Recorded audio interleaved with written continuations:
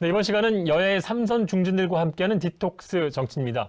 자타공인 여야의 최고 논객, 더불어민주당 정청래 의원, 국민의힘 장제원 의원 함께합니다. 안녕하세요. 안녕하십니까. 안녕하십니까. 국감 때문에 굉장히 바쁘시죠, 요즘에?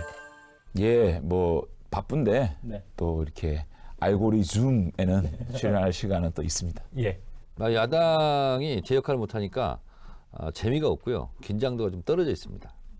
이번 시간만큼 좀 긴장감을 좀 끌어올려서. 아니, 사실 맞는 얘기예요. 네? 예, 지금 뭐 사실 저희가 숫자의 열세가 사실은 절감하고 있습니다. 사실은 법사위 같은 경우는 12대 6이거든요. 네. 그러니까 여당 의원 2명이 질의하면 저희가 1명을 해요. 그럼 저희가 얘기했던 어떤 이런 그 이슈에 1명이 바로 반박을 하고 네. 다른 1명은 정책 질의를 하거든요.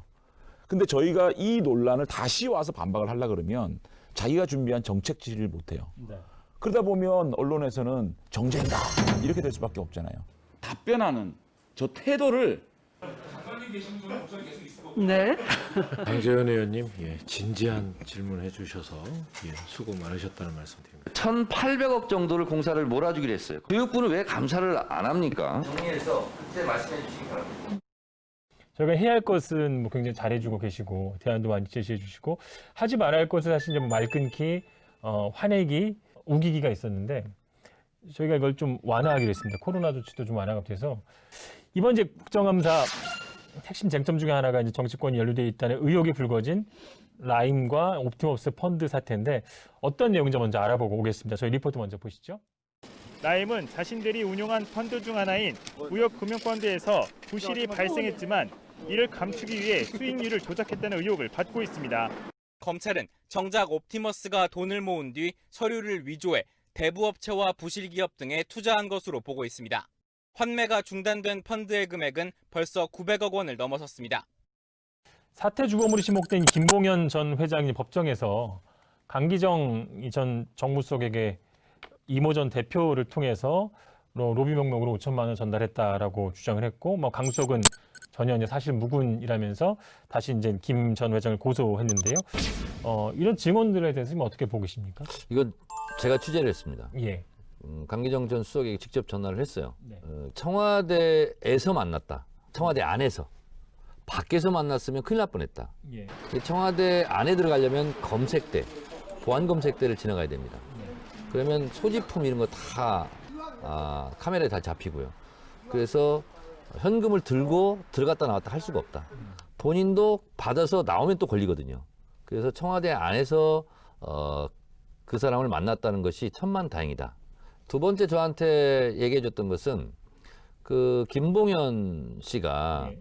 확정적으로 얘기하지 않고 그 이강세 대표가 강기정 수석을 찾아가는 걸로 난 알고 있었다. 예.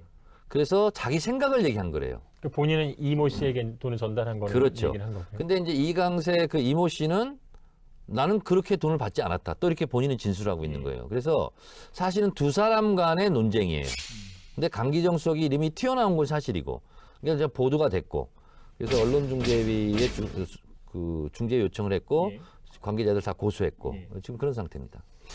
그 강기정 수석한테 전화해서 돈 받으셨어요 하고 물어보면 받았어요 그러겠어요? 안 받았으니까 안 받았어요. 그러지. 관심법도 아니고 국민 아니시잖아요. 아니, 관심이 있어서 내가 전화를 한 거예요. 아니, 그러니까 그래서 뭐 전화한 거 가지고 뭐 그 사실관계를 우리가 파악할 수는 없고 어쨌든 이 사건은 뭐 수사의 결과를 지켜봐야 되겠지만 일단 이 김봉현 씨가 강기정 수석을 만난다고 이모 씨가 얘기를 하길래 5천만 원의 현금을 5만 원권으로 쇼핑백에 담아서 전달했다라는 예. 진술이 있는 거죠. 예. 그 다음에 이제 그 이모 씨, 강기정 수석의 돈을 전달했던 이모 씨는 5천만 원을 받은 적이 없고 한 1,000만 원 정도 활동비밖에 받지 않았다. 거기서 충돌이 있는 거예요. 예. 그리고 이모 씨는 강기정 수석을 청와대에 만났다. 그러니까 만나긴 만났단 말이죠. 만난 건 이 인정했죠. 문제에 대해서 뭐 로비를 하러 갔던지 어쨌든 만났다는 거거든요. 예. 거기까지 지금 현재 밝혀진 팩트고 예. 어쨌든 이거는 그 김봉현 씨 그 사실상의 이분이 전주고 예. 대표잖아요. 이분이 나는 5천만 원을 강기정 수석에게 전달된 것으로 알고 있다라는 진술이 나왔고 네. 또 일부 기사에서는 그 김봉현 씨가 이모 씨에게 5천만 원을 전달하고 그 쇼핑백을 준 그 CCTV가 있다 이런 기사도 있거든요. 아직 확인은 안 됐죠. 확인 안 됐지만 예. 그 기사가 나왔어요. 그렇기 때문에 저는 이것이 그 배달 사고인지 아니면 진짜 김봉현 씨가 거짓말하는 건지 예. 이건 현재는 알 수가 없는데 강기정 수석이 좀 상당히 어려운 지형에 몰렸고 강기정 수석이 이 문제에 대해서 자기가 또 확실하게 또 명백하게 또 그러는 게 사실 아니면 또 밝혀 나가야 되겠죠. 나중에 진실이 밝혀져도 강기정 수석 같은 경우는 그동안 온갖 하루 종일 지금 방송에서 지금 강기정 지금 얘기하고 있지 않습니까? 예. 과연 그게 치유가 될까? 나중에 돈 안 받은 걸로 확실하게 나와도 그때까지 그 들씌워졌던 낙인 이런 게 치유가 될지 저는 그게 좀 안타깝고 지금 그러니까 저희들이 이성윤 중앙지검장의 수사 행태에 대해서 믿지를 못하고 있는 거거든요. 제일 중요한 거는 그분이 반드시 수사를 확실히 하겠다 싶으면 배당에서 달라져요. 배당을 끝까지 물고 늘릴 수 있는 부서에 배당을 하는데 그게 아니었거든요. 그리고 윤석열 총장에도 보고도 안 하고 그렇기 때문에 보고를 어떤- 했는지 안 아니, 했는지는 잠깐만요. 모르죠. 어쨌든 지금 이거는요 민주당이 뭐 이렇게 막 뭐 자신 있다 막 수사 열심히 하자 이게 아니고요 깨끗하게 특검 받아들여 가지고 털 거 털고 잘못한 거 제가 이거 사실 국민의 공분을 일으키는 사건 아닙니까? 이게 5천억 1조 뭐 이런 얘기예요. 예. 이쯤 되면 또 권력형 게이트로 지금 이미 발전해 버렸고 깨끗하게 특검 받아가지고 아무 혐의가 없으면 민주당도 대선 앞두고 얼마나 좋겠어요. 그러니까 아니 그거를 저희들도 빨리 투사를 해서 예. 클리어하게 됐으면 좋겠고요. 그걸 굳이 그리고 반대하지 계속 지금 말라니까요. 여당이 뭐 연루된 것처럼 계속 얘기하는데 연루됐다고 언제 얘기했어요? 잘 털고 가라는 얘기죠. 아 감사합니다. 우리 자신 있어요. 예. 우리 자신 있어요. 네. 그러니까 그 특검하자는 거죠. 그러니까 저희도 이것을 금융 사기 사건으로 규정을 하고 그리고 빨리 이걸 수사를 해서 빨리 발표했으면 좋겠어요. 예. 일단 수사를 보자고요. 옵티머스 자산운용 사건도 좀 살펴보죠. 뭐 금융위가 이제 뭐 대주주 변경 과정에서 좀 뭐 편의를 받았다고 주장을 했지만 이 부분은 좀 금융위 해명으로 좀 논란이 수그러든 것 같기도 하고요. 아니 이게 녹취가 나왔잖아요. 예. 그러니까 녹취의 진위 여부는 금방 뭐 알 수가 있겠죠. 예. 그러니까 얼마나 이게 유착이 있으면요 자산운용 과장 핵심이에요. 네. 이분이 대주주 변경하는 정도의 일을 가지고 뛰어내려왔다는 거 아닙니까? 근데 이제 금융에서는 그 과정이 아니라고 주장을 그러니까 하고 있잖아요. 그 주장에 충돌이 있는 거 아닙니까? 진실관계를 서비스 또 정신이 투철하고만요. 막 뛰어내려오고. 너무 끼어드시는 아니 그냥 코멘트였어요. 예. 뭐 직원이 일반 내려가서- 국민들한테 그렇게 해보세요. 예. 일반 국민들한테 그렇게 해야죠. 근데 이거는 이런 것 같아요. 예. 이 옵티머스 대표가 이제 한양대 예. 출신이다. 그래서 한양대 인맥 이렇게 하나 이제 그림을 그려놓고 또 하나는 여기 구속된 윤모 변호사 네. 부인이 이제 또 하필이면 청와대 행정관인가요? 뭐 했더라고요. 그래서 여기에 또 뭐가 있지 않냐 예. 이렇게 이제 뭉개 그림을 또 이제 그려놨고요. 그리고 한양대 출신의 이제 뭐 유력한 정치인이 예. 뒤에 있는 거 아니냐 이렇게 이제 세 가지 그림을 그려놨더라고요. 저는 모르죠. 예. 아닐 거라는 믿음만 있을 뿐이죠.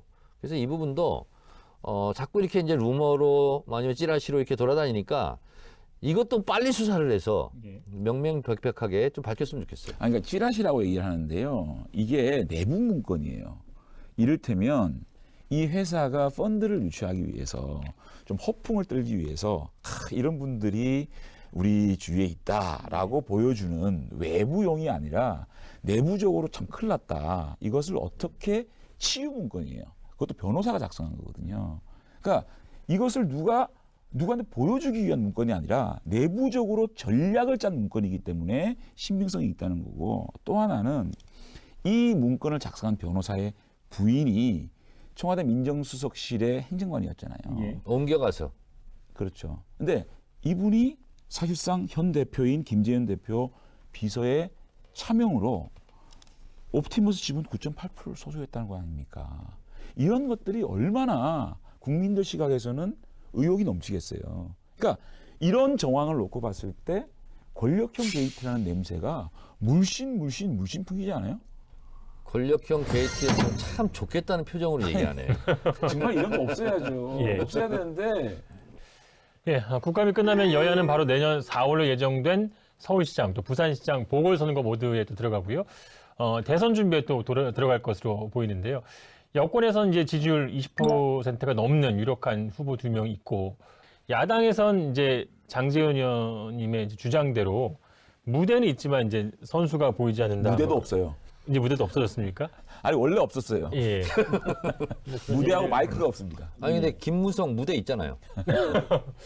그런 상황인데 최근에 이제 원희룡 제주지사가 대권 출마 선언을 했습니다. 그래서 오늘은 야권을 중심으로 대선과 그리고 이제 보궐선거 후보군을 좀 중간 점검하고 가겠습니다. 먼저 원희룡 지사의 대권 도전 선언 어떻게 보셨습니까? 원희룡 선배 얘기하기 전에 예. 우리 당이 김종인 비대위원이 들어오셔가지고 마이크가 너무 비대위원장 중심으로 독점이 되고 예. 이런 차기 잠룡들이 좀 정견을 발표할 수 있는 그런 무대가 좀 없어졌거든요. 그래서 우리 국민들이 아직까지는 원희룡이라는 정치인이 남원정의 소장파, 네. 주니어 정치인으로 아직까지 보고 있지 않습니까? 제주지사이기 때문에 중앙 무대에 올 시간이 별로 예. 없었기 때문에 원희룡이라는 좀 더 한 단계 업그레이드된 성숙한 정치인의 모습을 미디어를 통해서 많이 보여줄 수 있는 기회만 있다면 예. 굉장히 우리 진영의 우량주로 역할을 할 것이다. 저는 이런 느낌을 제가 실제로 우리 포럼을 통해서 제가 느꼈습니다. 거의 뭐 이제 지지 선언 수준으로 저는 발언하셨잖아요. 모든 후보들을 지지합니다. 어떻게 보셨습니까? 야당의 건강한 주자가 10% 넘는 후보가 빨리 나왔으면 좋겠다 하는 것이 제 진심입니다. 근데 원희룡 지사가 저는 굉장히 실망스러웠어요. 자, 왜 거기서 안철수는 어떻고 윤석열은 어떻고 왜 이렇게 얘기를 합니까? 두 사람들과 경선을 해야 되겠다, 경쟁해야 되겠다, 통합하겠다. 그거 아니면 본인은 진단 얘기예요. 그러니까 너무 전쟁터에 나가면서 꼬리를 너무 내렸다. 그런 말은 안 하는 게 더 좋다. 이런 거고요. 제가 그분 워딩을 자세히 봤습니다. 존재감을 키우겠다, 경쟁력을 키우겠다, 확장력을 키우겠다 그러는 거예요. 그런 말은 하는 게 아닙니다. 마치 뭐하고 똑같냐면 어떤 일이 벌어졌어요. 잘 대처해야 됩니다.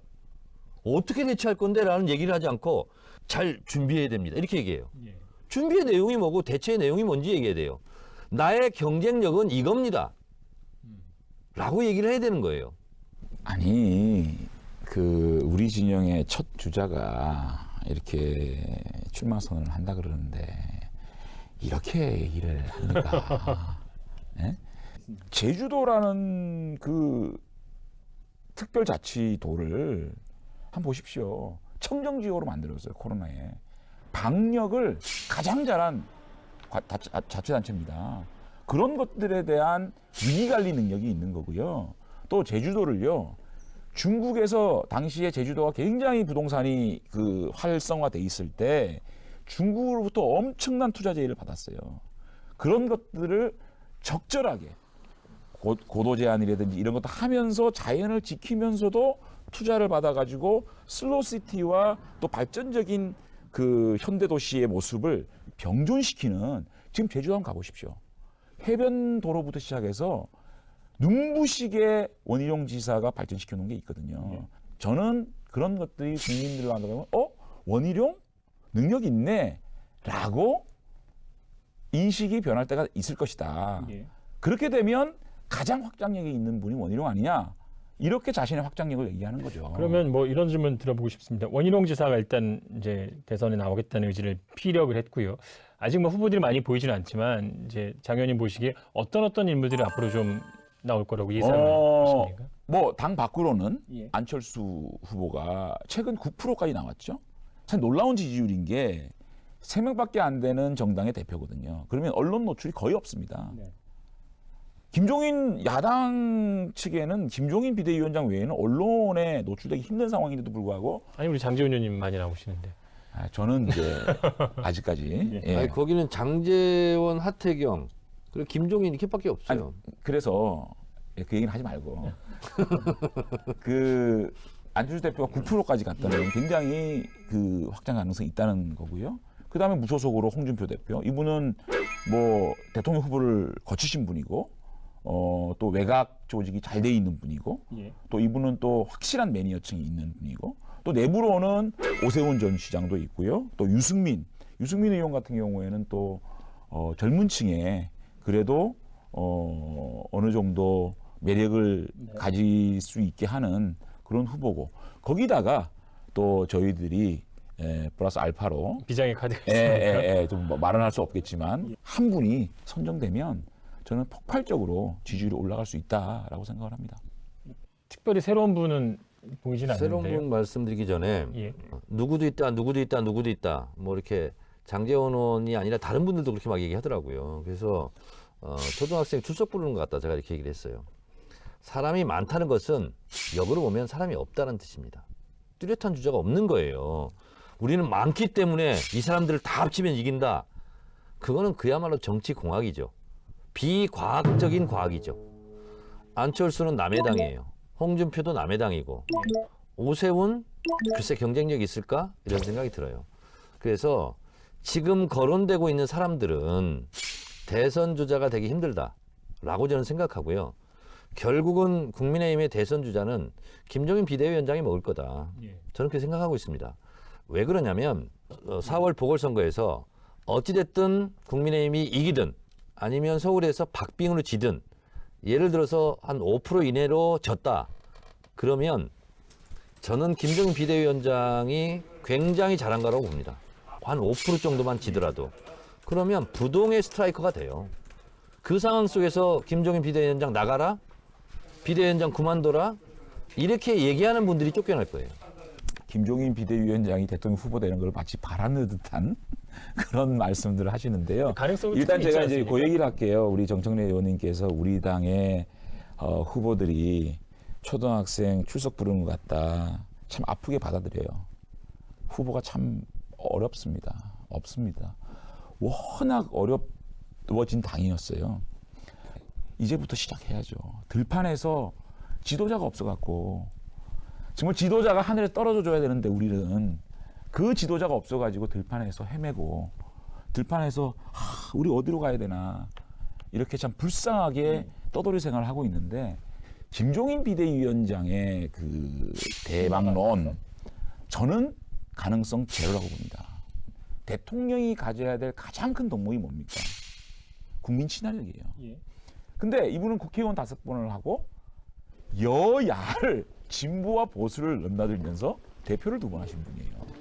그럼에도 불구하고 단 한 번도 국민으로부터 직접 선출된 국회의원을 해본 적이 없고 비례대표만 5번 했잖아요. 예.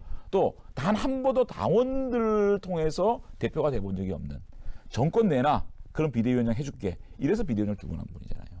그렇기 때문에 대통령은요 무슨 일이 있어도 반드시 갖춰야 될 게 국민 친화력이에요. 예. 이게 없거든요. 그거는 민주당의 바람이겠죠. 아니, 김종인 비대위원장이 민주당에 있었으면 민주당 대선 후보는 안 됩니다. 예. 우리 당 체질상 용납이 안 돼요. 근데 저쪽은요, 내리먹임식, 하향식, 이런 게 체질화돼 있어요. 그리고 저희는 이념과 가치가 중요한데 저기는 이익 공동체예요. 그래서 이익이 있으면 지지하게 돼 있어요. 안 돼, 아니, 내 주장이니까 좀 이따 반박을 하세요. 아니, 반박도 좋은데 그렇게까지는 가지 맙시다. 알겠어요. 당을. 알겠어요. 이익 집단이라니 정치 아니, 집단도. 이익 공동체라고 그랬어.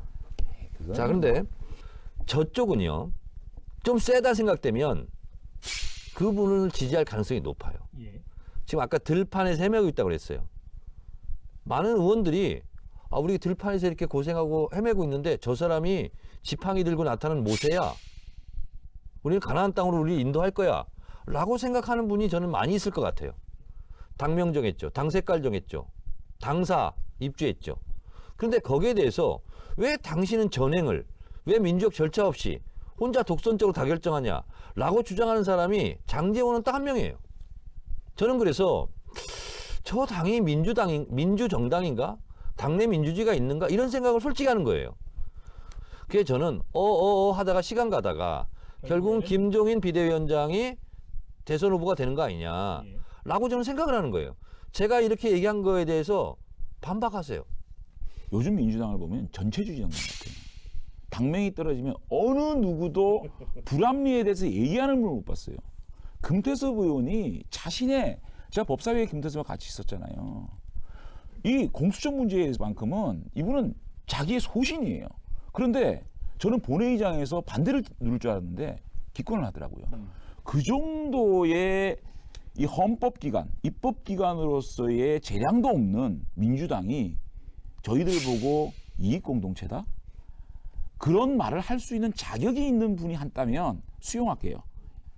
벌써 탄핵 정당이 돼서 대선, 지방선거, 총선 3연패를 했습니다.